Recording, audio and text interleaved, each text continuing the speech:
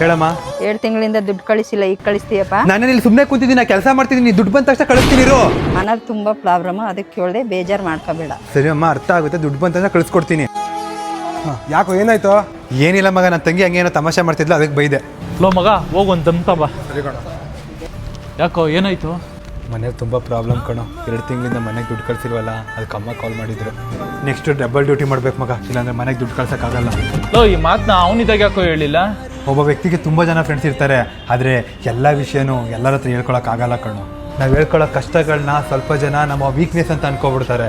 ನನ್ನ ಲೈಫಲ್ಲಿ ಏನೇ ಕಷ್ಟ ಸುಖ ಆದರೂ ನೀನೊಬ್ಬನಿಗೆ ಹೇಳ್ಕೊತೀನಿ, ಯಾಕಂದರೆ ನೀನು ಇನ್ನೊಬ್ಬರಿಗೆ ಹೇಳ್ಬಿಟ್ಟು ನನ್ನ ವ್ಯಾಲ್ಯೂನ ಕಡಿಮೆ ಮಾಡಲ್ಲ. ಎಲ್ಲ ವಿಷಯನೂ ಎಲ್ರಿಗೂ ಹೇಳೋಕ್ಕಾಗಲ್ಲ ಮಗ, ಒಬ್ಬ ಬೆಸ್ಟ್ ಫ್ರೆಂಡ್ಗೆ ಮಾತ್ರ ಹೇಳೋಕ್ಕಾಗೋದು. ಆ ಬೆಸ್ಟ್ ಫ್ರೆಂಡ್ ಕಣೋ ನೀನು ನನಗೆ. ನಿಮ್ಮ ಲೈಫಲ್ಲಿ ಆಗೋ ಪ್ರತಿಯೊಂದನ್ನು ಯಾರಿಗೆ ಶೇರ್ ಮಾಡ್ತೀರಾ ಅವ್ರ ಹೆಸರನ್ನ ಕಮೆಂಟ್ ಹಾಕಿ, ಅವ್ರಿಗೆ ಈ ವಿಡಿಯೋನ ಶೇರ್ ಮಾಡಿ.